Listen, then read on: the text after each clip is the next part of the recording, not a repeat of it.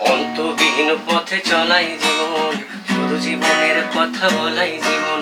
অন্তবিহীন পথে চলাই জীবন, শুধু জীবনের কথা বলাই জীবন।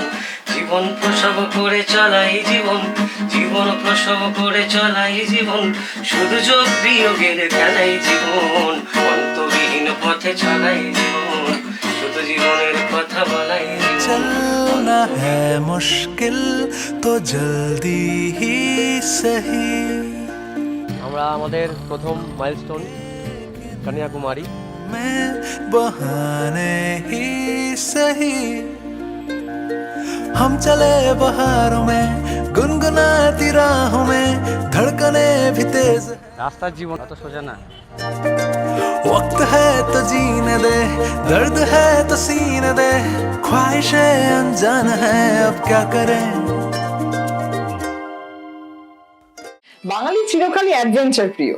তা সে ভারত হোক অথবা ভারতবর্ষের বাইরে, যে কোনো টুরিস্ট প্লেসে একজন না একজন বাঙালি পর্যটক আপনি খুঁজে পাবেনই।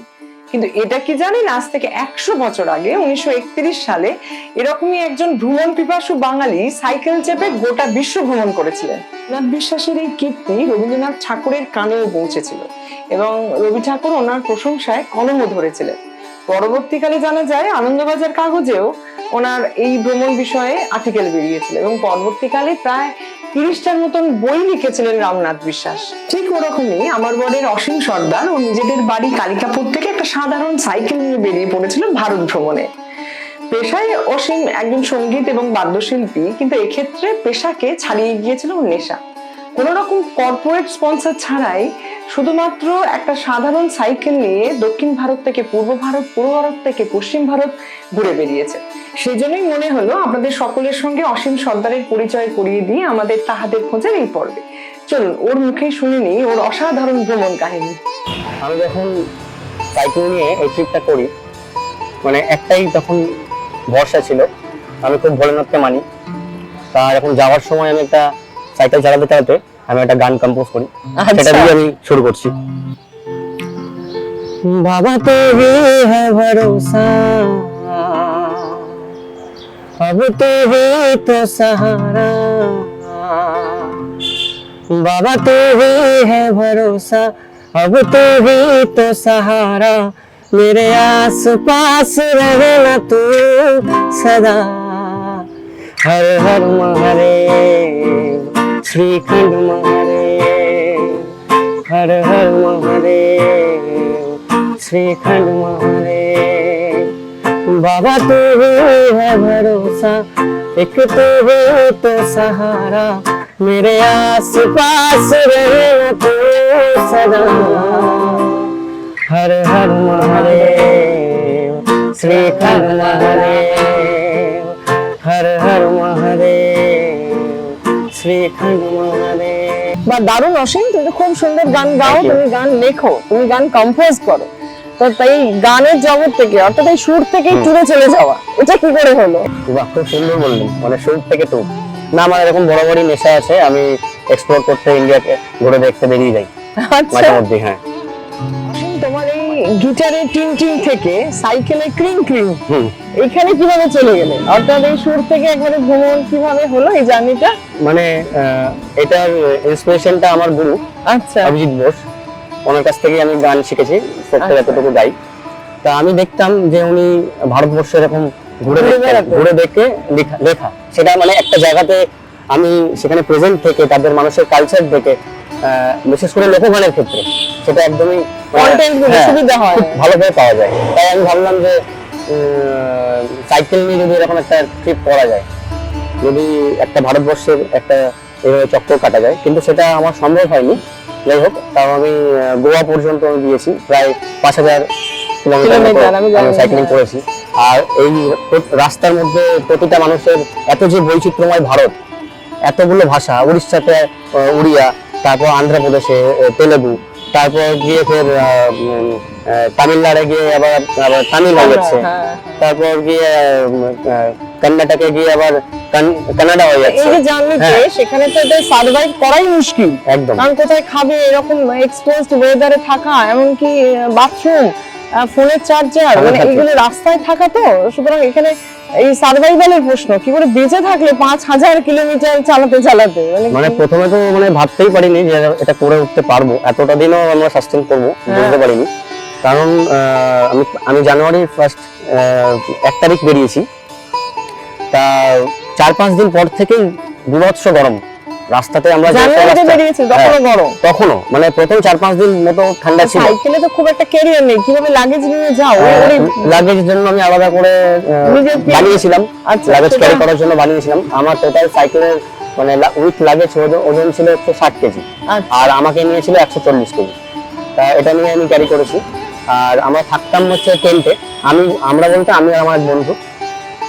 তা আমরা টেন্টে থাকতাম, আর আমাদের থাকার মেন জায়গা ছিল হচ্ছে পেট্রোল পাম্পের একটু আশেপাশে, কারণ ওখান থেকে আমরা জল পেয়ে যেতাম আর বাথরুমটা পেতাম স্নান করার জন্য। হ্যাঁ না, সাইকেলের জন্য টোটাল সবকিছু ইকুইপমেন্টস আমার কাছে ছিল, আমাদের কাছে ছিল।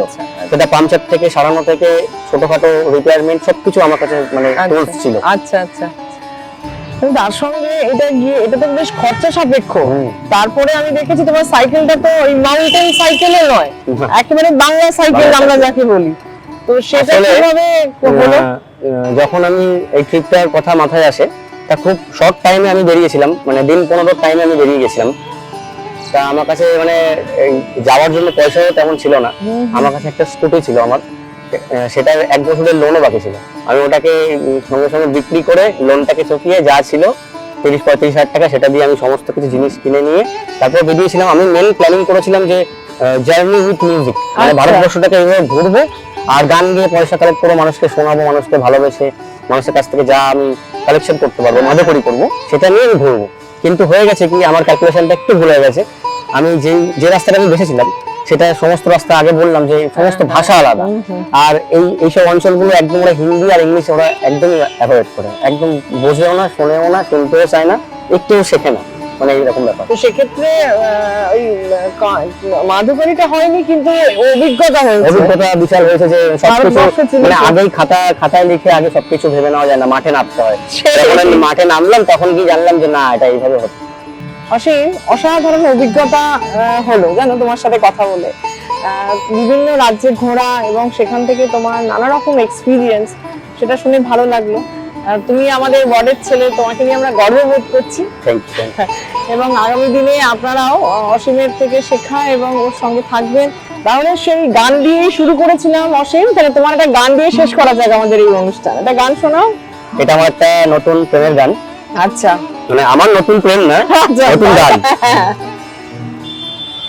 তোর জন্য প্রেম নদীতে রোজ হাবুড় খাই, সাজে সকাল দুপুর বিকেল তোর গল্প বলে যাই, তোর কাজলে নীল পলিশে মনকে পড়ে রায়, তোর চোখ সরল ভাষায় কত গল্প বলে যায়, মন প্রাণ জুড়ে থাকিস তুই আমার, এভাবে কাটে দিন আমার, ও মন প্রাণ জুড়ে থাকিস তুই আমার, এভাবে কাটে দিন আমার, ও মন প্রাণ জুড়ে থাকিস তুই আমার, এভাবে কাটে দিন আমার। জানেন, আকাশের খুব কাছে গেলে বোঝা যায় আকাশ কোথাও নেই, তবু মিথ্যে নীলের আমন্ত্রণ। যেখানে অন্যরা বলবেন সময় নেই, তখন অসীম যাবে অসীমের কাছে, নীল আকাশের কাছে। এই নেশাই বাঙালির রক্তে। আপনারা যারা এরকম ঘোর লাগা নেশাতে মশগুল, অসীমকে দেখে বুঝবেন সময় ও অর্থ কোনো প্রতিবন্ধকতাই নয়। তোমারও লাগিয়া রে